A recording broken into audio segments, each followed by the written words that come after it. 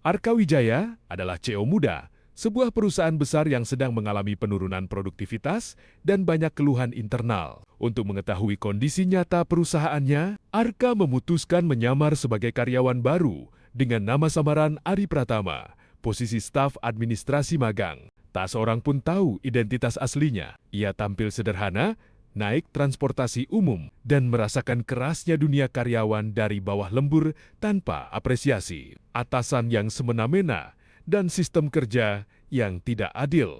Arka bertemu Naya, karyawati cerdas dan berdedikasi yang sering dimanfaatkan oleh atasannya. Naya menjadi satu-satunya orang yang tulus membantu Arka beradaptasi. Melalui Naya dan rekan-rekannya, Arka mulai melihat manajer korup, senioritas berlebihan, ide brilian karyawan yang selalu ditolak. Arka diam-diam mencatat semuanya sambil menahan emosi saat melihat ketidakadilan yang terjadi atas nama kebijakan perusahaan miliknya sendiri. Kedekatan Arka dan Naya semakin dalam. Namun, Arka terjebak dilema.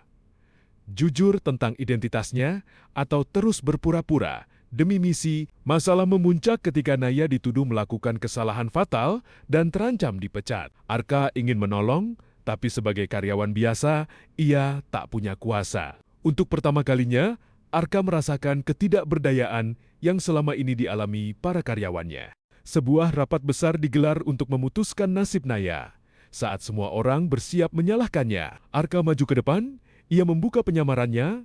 Perkenalkan, saya Arka Wijaya, CEO perusahaan ini, ruangan gempar. Manajer-manajer yang selama ini sewenang-wenang panik, Arka membeberkan bukti pelanggaran, manipulasi data, dan ketidakadilan yang ia alami sendiri selama menyamar. Manajemen lama diberhentikan, sistem perusahaan dirombak, budaya kerja transparan, penghargaan untuk ide karyawan, perlindungan bagi pekerja jujur. Naya dipulihkan namanya dan ditawari posisi strategis, namun ia ragu karena merasa telah dibohongi. Arka meminta maaf secara pribadi kepada Naya, bukan sebagai CEO, tapi sebagai pria yang jatuh cinta dan belajar dari kesalahannya. Naya akhirnya menerima dengan satu syarat. Jangan pernah lupa, rasanya jadi karyawan biasa. Arka tersenyum. Pelajaran terbesar dalam hidupnya bukan tentang bisnis, tapi tentang kemanusiaan.